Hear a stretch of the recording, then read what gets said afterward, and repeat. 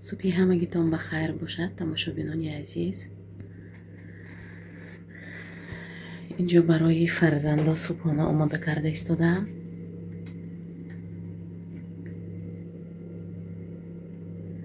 این صد برگهای من اصلا باید همین خیل خشک می شده است. بعد از نو برگاش قیچی میکنید. خوش شدگی از نو می سبزیده صد برگها روزچکه ها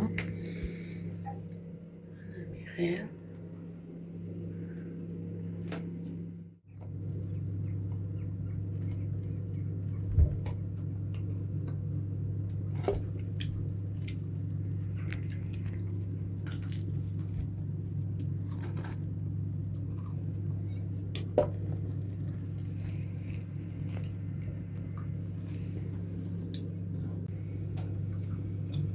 Капец неделя летит. И нет. Завтра последний день. اصلا باید خروستیش کورچکه شود، لیکن من سخت سرخ نکردم که سروسیمه بودم.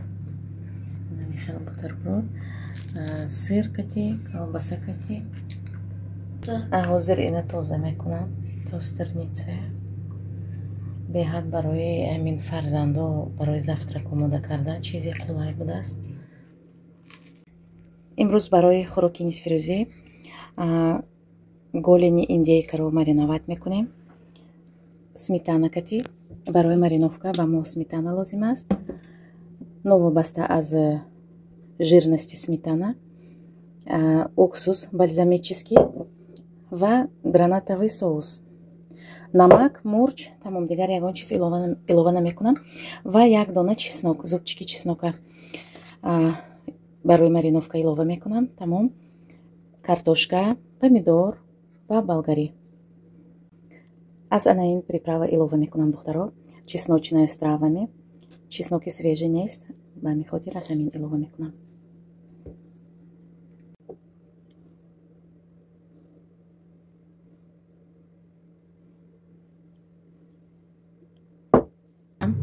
акнун дар яхдон мемонам. Дар муддати 2 соат ё 1.5 соат мариноватсия мешавад. куркума илова кардам.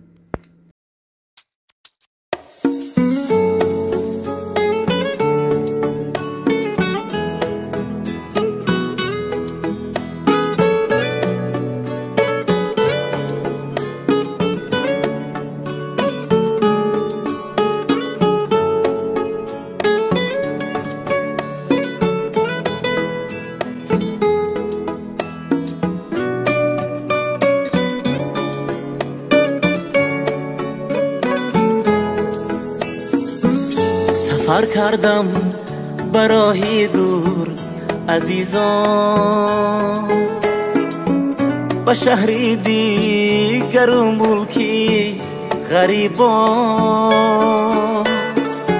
سفر کردم برای دور عزیزان، به شهری دیگر و ملکی غریبان. دلی تنگم در این عالم نگنجد، شدم پزمان رویت مادری جان. دلی تنگم در این عالم نگنجد، شدم پزمان رویت مادری جان. شدم پزمانی رویت مادری جان. در موسمی تیر ماه من همه روزه پیروگی яблочный آماده میکنم. بهت بلذت میشود و امروز نیز پیروگ آماده میکنم. اول سیب تازه کردم. اینجا تقریبا 1.5-2 کیلو سیب ойлаи мокалон. به خاطر همین من پورسیه های بسیار کتی تیار میکنم و در همین بلندر همش میده میکنیم. мешавад ки себ намихел себҳои майдано карда катиам пирог омода карда мешавад. карамелни ман тайёр мекунам. беҳад ба аҳли хонадонам писанд меояд. имрӯз бошад через блендер майда карда мекунем. марҳамат тамошо кунед ва лайк ва комментария фаромӯш накунед. барои пирог духтаро ба мо себ лозим аст, сметана илова мекунам, тухм ва ба ҷои орд аз ҳамин сметанаи простой жирностяш 15%, 10% фарқ надорад, ё ки кефир метавонед илова кунед ва баъдан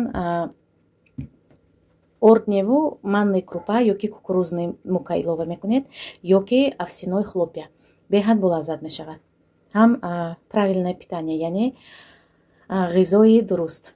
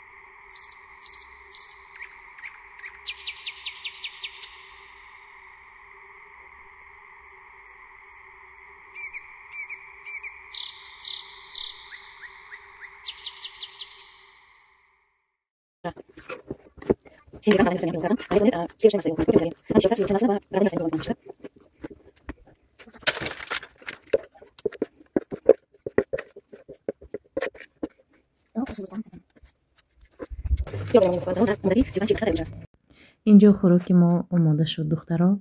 онҳое ки хӯрок истеъмол карда истодаанд ба шумо иштиҳои таом, ба мо низ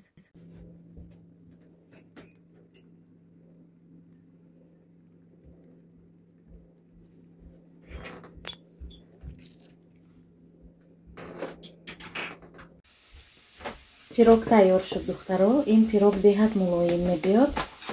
сахарни пудракати ороиш додам. ҳозир мебинем қабатҳояш чӣ хел пухтагӣ.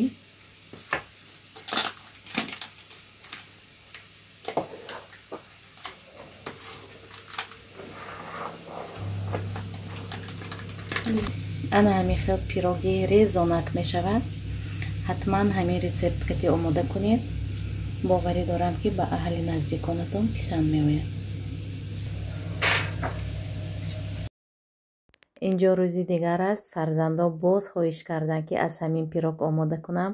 маззаш монанди яблочный пастила мешавад духтаро. ҳатман ҳамин чиза омода кунед ман боварӣ дорам, ки барои ҳаматон писанд меояд. Пироги осон, тарзи омода карданаш маҳсулоти зиёд лозим не ва ҳам болаззат мешавад. духтарои азиз, дар ҳамин ҷо влоги имрӯзаи мо ба охир мерасад. То наворҳои оянда, худо нигаҳбони мову шумо бошад. Уважаемые участники, сегодня я хочу рассказать вам о продукции компании Atomy, который стал бестселлером продаж Хемохим. Хемохим – уникальная биологически активная добавка, разработанная Корейским научно-исследовательским институтом атомной энергии. Упаковка содержит 60 пакетиков по 20 мг, что обеспечивает курс приема на 1 месяц. Хемохим обладает мощным действием, направленным на активизацию иммунной системы, нормализацию обмена веществ и поддержание общего состояния здоровья. Продукт подходит для лечения и профилактики различных заболеваний, включая онкологические, и помогает справиться со стрессом и переутомлением. Хемохим содержит натуральные компоненты, такие как экстракт корня дудника гигантского, обладает противораковыми свойствами и помогает при анемии. Экстракт корня жгун корня регулирует иммунный ответ и улучшает пищеварение. Инструкция по применению. Принимается по 1 пакетику 2 раза в день.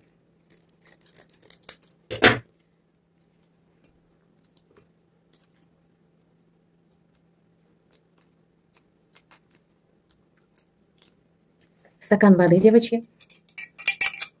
Для усиления действия нужно разводить в теплой воде. Рекомендуется употреблять много жидкости в период приема. Увеличивать дозу до 5-7 пакетиков в день во время химиотерапии или при онкологических заболеваниях.